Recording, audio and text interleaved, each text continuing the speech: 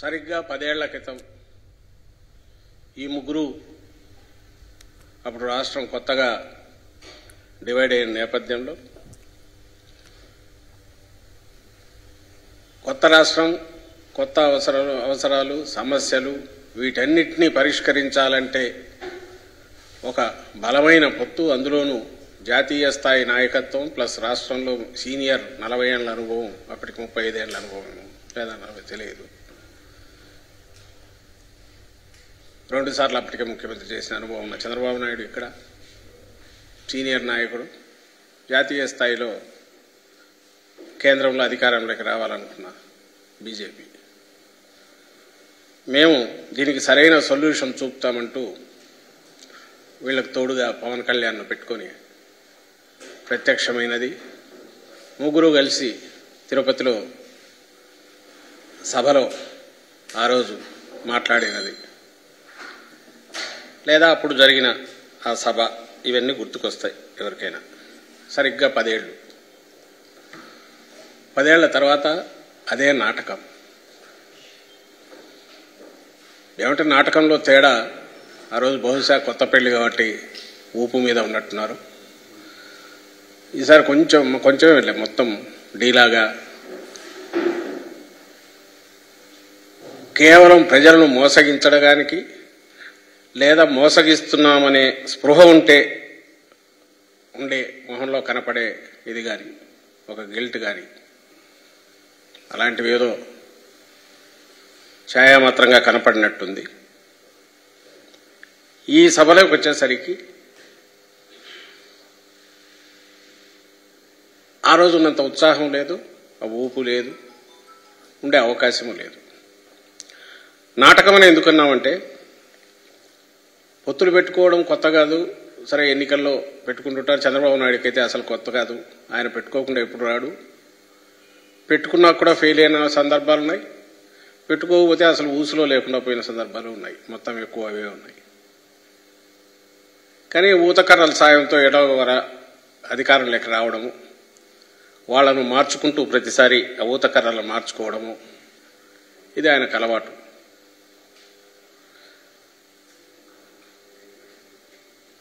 అలాగే ఎన్నికలు వచ్చినప్పుడు పొత్తులు పెట్టుకోవడము, ఆ ఫ్రంట్ కానీ ఆ కూటమి కానీ ఏదైనా హామీలు ఇచ్చి ఆ హామీలతో ప్రజలను ఆకట్టుకోవడానికి, ఓటర్లను ఆకట్టుకోవడానికి ప్రయత్నం చేయడం కూడా సహజమే. కాబట్టి 2014లో వీళ్ళు కలవడాన్ని ఎవరు తప్పు పట్టట్లా.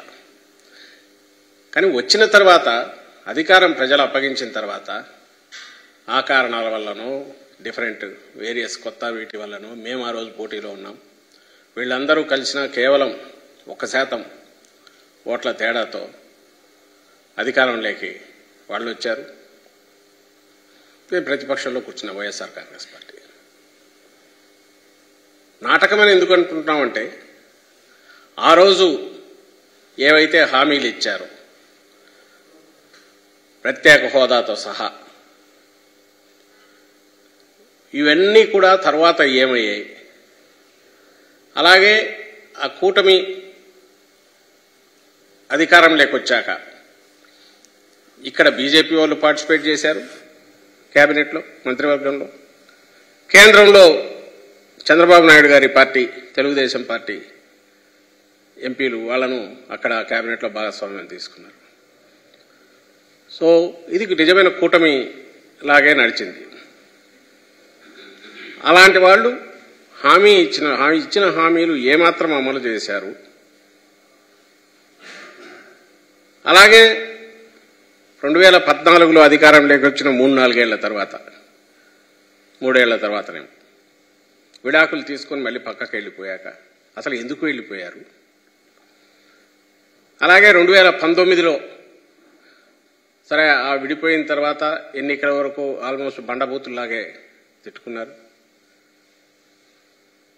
పవన్ కళ్యాణ్ కేంద్రం వాళ్ళేదో పాచిపోయినట్లని ఆయన అన్నాడు. ఇంకా చంద్రబాబు నాయుడు అయితే మోడీని పూర్తి వ్యక్తిత్వ హననానికి, అంటే పాలిటిక్స్లో దిగజారుడు ధనానికి, అంటే దాంట్లోనే ఈయన ఆరితేరిన వ్యక్తి చంద్రబాబు నాయుడు.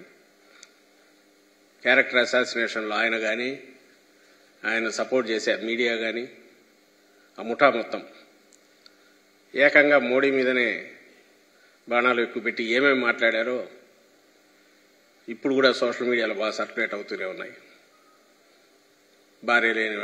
భార్య ఉంటే తెలిసేదని, కుటుంబం లేనివాడిని, తల్లి అని విలువ తెలియనివాడని, వ్యక్తిగతమైన వాటికి ప్రజలకు సంబంధం లేని విషయాల్లో కూడా వాటన్నిటి మీద కూడా ఆయన మీద అటు నుంచి ఏమీ లేకుండానే ఈయనే అగ్రెసివ్గా అన్నాడు చంద్రబాబు నాయుడు. అయిపోయింది. 2019 ఎన్నికలయ్యే విడివిడిగా చేశారు. ఆ రోజు పొత్తు కోసం వెంపర్లాడి ఇచ్చేసింది చంద్రబాబు నాయుడు. తర్వాత ఎప్పుడైతే యాంటీ ఇన్కంబెన్సీ ఓటు చీలాలనుకున్నప్పుడు 2019లో తన్నేసి బయటకు వచ్చేసి ఇండిపెండెంట్గా ఇచ్చేసింది చంద్రబాబు నాయుడు. ఈరోజు మళ్ళీ అదే చంద్రబాబు నాయుడు ఆ రెండు పార్టీలను బీజేపీని కలుపుకొని లేదా పవన్ కళ్యాణ్ ద్వారా దాన్ని ఆపరేట్ చేసి మళ్ళీ ఈరోజు నిన్న ఒక స్టేజ్ మీద ముగ్గురు కలిసి ప్రత్యక్షమయ్యారు. కనీసం నిన్న ఏం చేసి ఉండాలి? ఫస్ట్ ఓ సంజాయిషి ఇవ్వాలి. అసలు 2014లో ఏమనుకొని కలిశారు, ఇచ్చిన హామీల పరిస్థితి ఏంది, తర్వాత ఎందుకు విడిపోయారు, ఈరోజు మళ్ళీ ఎందుకు కలిశారు? మీ అందరికి గుర్తుంటుంది 2014లో పొత్తు పెట్టుకోవడమే కాదు, వందల కొద్దీ హామీలు గుప్పించడమే కాదు, అప్పుడు నారా చంద్రబాబు నాయుడు అనే సంతకంతో ముగ్గురి ఫోటోలు పెట్టుకొని ఇటు మోడీ, అటు చంద్రబాబు నాయుడు, ఇక్కడ పవన్ కళ్యాణ్ గారు. సరే, ఎన్టీఆర్ ఆయనంటే ఎన్నికల సమయంలో ఎక్కడో పక్కన దుమ్ము దులిపి తీసి పెట్టుకుంటాడు, మళ్ళీ అయిపోగానే పక్కన పెట్టేస్తాడు ఈయనకు అవసరమైనప్పుడు. అప్పటికి ఇప్పటికీ బహుశా నేను అనుకోవడం తేడా అంటే 10 ఏళ్ళు అయింది కాబట్టి కొంచెం వయసు పెరిగింది, గడ్డాలు వచ్చింటాయి, ఇంకొంచెం నెడిసింటాయి, డిఫరెంట్ కాస్త ఫోటోల్లో తేడా కనపడుతుందేమో అని మిగిలిందంతా సేమ్ వాళ్లే. కింద చంద్రబాబు నాయుడు, నారా చంద్రబాబు నాయుడు సంతకం.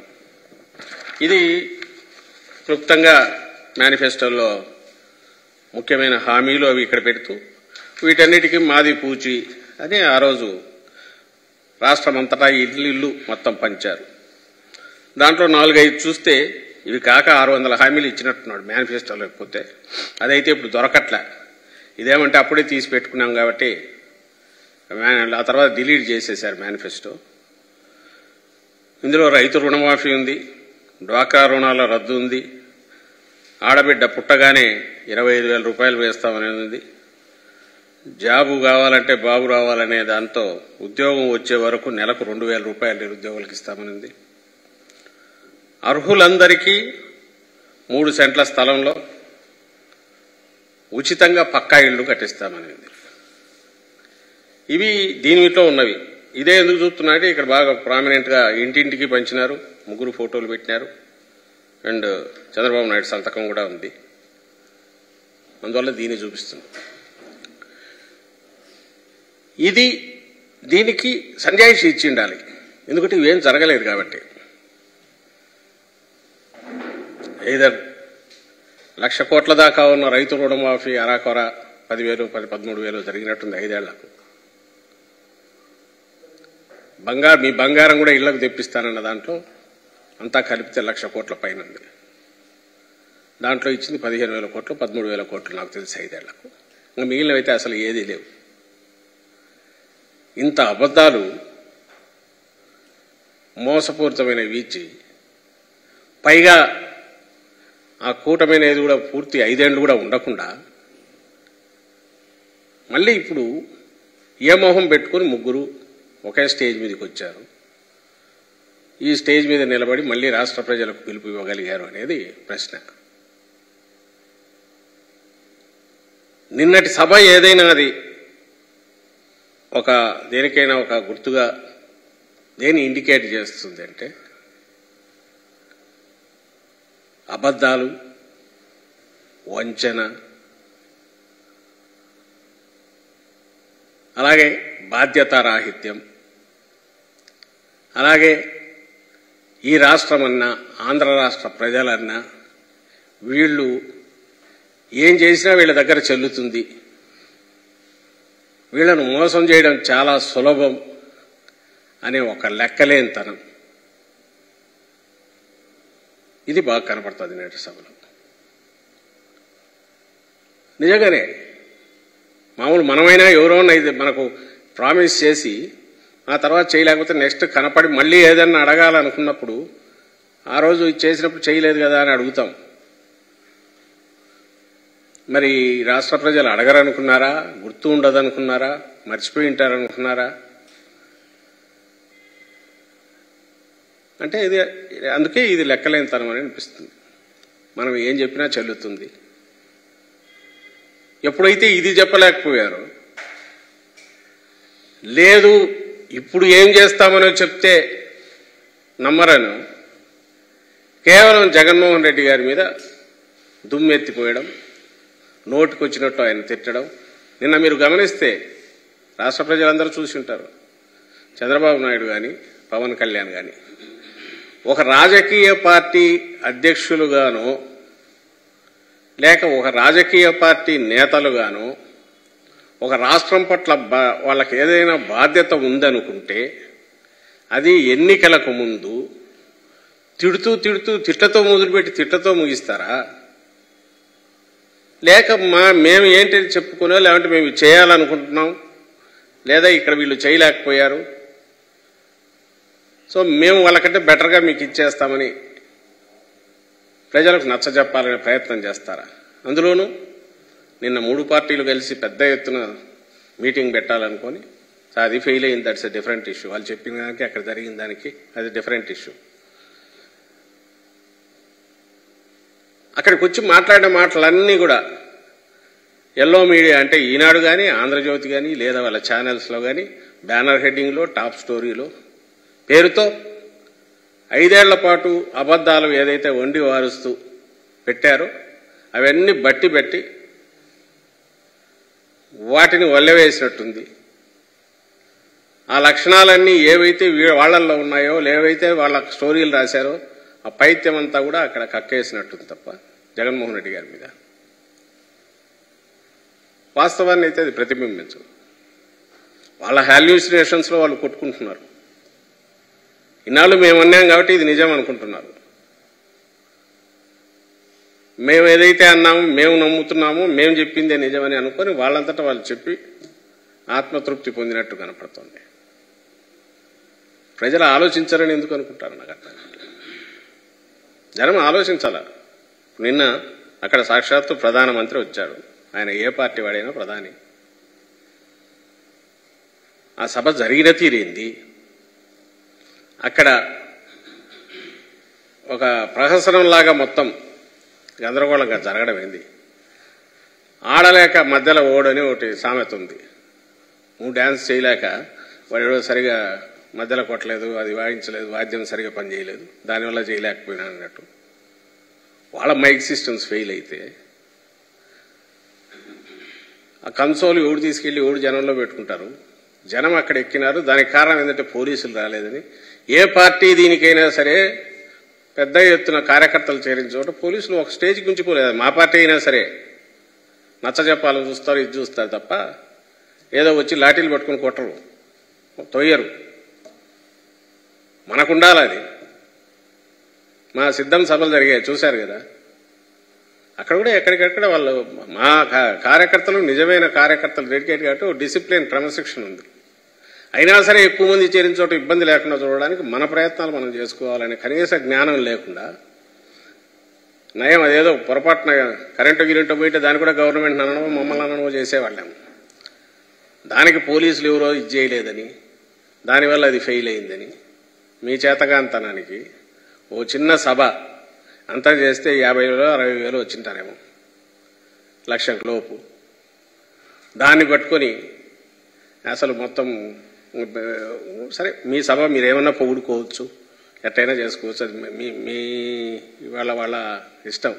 దాంట్లో వాళ్ళు తృప్తి పొందితే కాదనడానికి మేమెవరం. కానీ మీ చేతగాంతనానికి ఫెయిల్యూర్కు దాన్ని తీసుకొచ్చేసి డిపార్ట్మెంట్కో పోలీసుకో ఇంకోరికి అట్రిబ్యూట్ చేసే ప్రయత్నం, అక్కడ ఇంకో దివాలా కోరుతున్నాం. అక్కడ జరిగినవన్నీ ఒకసారి రోజు ఇప్పటికే ఎక్కడికెక్కడ అన్నిట్లో మీడియాలో వస్తున్నాయి, సోషల్ మీడియాలో వస్తున్నాయి. ఆయన ప్రధానికి మోడీ గారికి సన్మానం అంటారు, శాలువ రాదు, ఇద్దరు నిలబడి ఉంటారు. ఆయన తీసుకొచ్చి ఆయన్ని అవమానించారు. పుష్పగుచ్చం అంటారు, అది రాదు. అది వాళ్ళ ఆర్గనైజేషన్ లోపం, వాళ్ళ చేతగాంతనం. ఇవన్నీ దేన్ని సూచిస్తాయంటే ఆత్రం తప్ప వీళ్లకు ముఖ్యంగా చంద్రబాబు నాయుడుకు అర్జెంటుగా ఇటు పట్టుకున్నాడు. ఇన్నాళ్ళు పవన్ కళ్యాణ్ పట్టుకున్నప్పుడు వీళ్ళని లాక్కొచ్చాడు. అర్జెంటుగా అధికారంలోకి వచ్చేసేయాలి.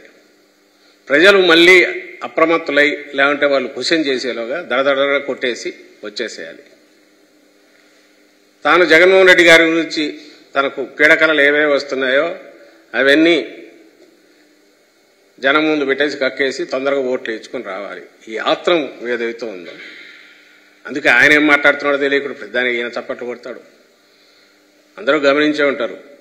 చంద్రబాబు నాయుడు ఆయనేమో జగన్మోహన్ రెడ్డి గారి చెల్లెళ్ళే ఆయన ఇది అంటున్నారు, ఓటు వేయొద్దు అంటున్నారని ఆయనంటే, ఆయనేమో ప్రధానమంత్రి మోడీ గారేమో మా పార్టీ కాంగ్రెస్ పార్టీ ఒకే దక్క, దీనికి అటు ఇటు ఇవి రెండు ఒకటేని ఆయన ఒకటే సొంత ఇది ఆయన చెప్తాడు. ప్రజలంతా అజ్ఞానులు అనుకుంటున్నారా, వాళ్ళకి ఆలోచన ఉండదు అనుకుంటారో వీళ్ళు అర్థం కావట్లా. ఏ పార్టీ ఏంటి, వాళ్ళ ఆలోచనలు ఏంటి, ఎవరు మాట చెప్తే మాట మీద నిలబడతారు, ఆ మాత్రం తెలియదా? బట్ మన దారిని మనం అనేస్తే పోయే మెసేజ్ పోతుంది, ఎక్కాల్సిన వాళ్ళకి ఎక్కుతుంది, జనం ఓట్లేస్తారనే వాళ్ళ ఆశ ఆత్రం మాత్రమే నిన్నటి సభలో కనపడుతుంది. ఫెయిల్యూర్ కనపడుతుంది, మోసకారితనం కనపడుతుంది, వంచన కనిపిస్తుంది. ఉమ్మడిగా ముగ్గురు కలిసి చేసిన వంచన, మోసం, దగా కోరుతనం ఈ రాష్ట్రానికి కనపడుతుంది, కొత్తగా డివైడ్ అయిన రాష్ట్రానికి. నిన్న కనీసం ప్రధానమంత్రిని తీసుకొచ్చారు. మా ముఖ్యమంత్రి గారు జగన్మోహన్ రెడ్డి గారు ప్రధానమంత్రి హోదాలో ఆయన వచ్చి గవర్నమెంట్ స్టేజ్ మీదే రిక్వెస్ట్ చేశారు, గుర్తు చేశారు ప్రత్యేక హోదా గురించి, ఇతర హామీల గురించి, విశాఖ ఉక్కు గురించి. తర్వాత కలిసినప్పుడు చెప్తున్నారు. మీరు ఒత్తు పెట్టుకుని వచ్చారు. రాష్ట్ర ప్రజలు సహజంగానే ప్రత్యేక హోదా గురించి ఎక్స్పెక్ట్ చేస్తారు. కనీసం ప్రస్తావన కూడా చేయలేకపోయినారు వీళ్ళు. ఎంతసేపు జగన్మోహన్ రెడ్డి తిట్టడానికే తప్ప మేము ఇది చేస్తామని కానీ, ఇదిగో ఈయన తీసుకొచ్చాము, అబ్బా ఇంత పెద్ద ఆయన తీసుకొచ్చాము, సెంటర్లో వీళ్ళు రూలింగ్లో ఉన్నారు, మళ్ళీ వస్తే ఇది మేము తెస్తామని ఎందుకు చెప్పలేకపోయారు అంటే? లేదు, చెప్తే పాతవన్నీ గుర్తొస్తాయనో, పాతవన్నీ అడుగుతారు జనం అనేదేమో తెలియదు. కానీ ప్రజలు ఆలోచించారు, నిర్ణయం కూడా చేసుకున్నారనేది మేము బలంగా నమ్ముతున్నాం. 2019కి ముందు జగన్మోహన్ రెడ్డి గారంటే ఒక హోప్, ఒక ఆశ, ఒక బలమైన నాయకుడు మమ్మల్ని లీడ్ చేయగలిగిన నమ్మకం. అది ఈరోజు ఈ 5 ఏళ్లలో మేము పెట్టుకున్న నమ్మకానికి డబుల్ ఈయన చేశారు అనే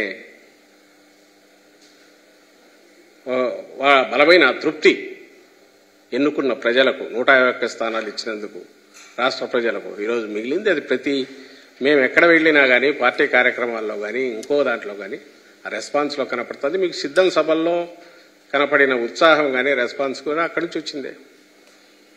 దాన్ని ఎవరు మార్చలేరు. నాయకుడంటే సహజంగానే ఓ రీజనల్ పార్టీ నాయకుడంటే అదే రీజనల్ పార్టీ క్యారెక్టర్ అవుతుంది. నాయకుడంటే ఒక నిజాయితీ,